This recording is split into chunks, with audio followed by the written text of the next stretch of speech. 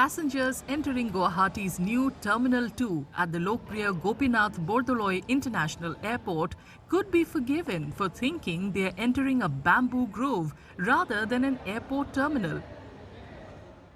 The Bamboo Orchids Terminal draws its architectural inspiration from Assam's iconic Kopu Phul or foxtail orchid and locally sourced bamboo, giving the massive structure the appearance of a bamboo forest. Giant sculpted columns greet passengers on arrival, while departure gates are lined with digital screens playing loops of nature imagery, blending art with everyday travel.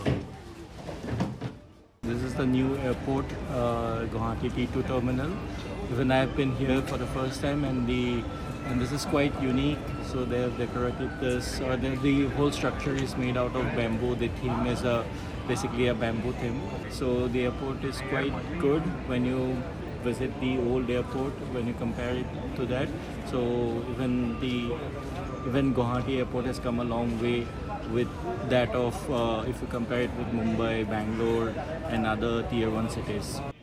Passengers from Assam say the nature-inspired design fills them with pride in their heritage.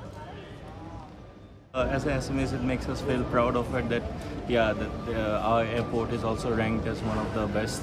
So feels good, and more to come. As you can see, it's still under construction, so expecting more shops, outlets, more footfalls in this airport. The terminal has used around 140 metric tons of locally sourced bamboo.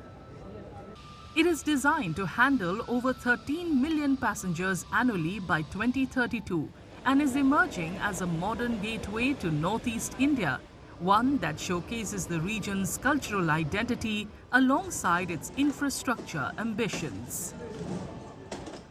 The terminal, along with Navi Mumbai International Airport, were recently named among the world's most beautiful airports for 2026 by the prestigious Prix Versailles, which recognizes exceptional architecture and design worldwide.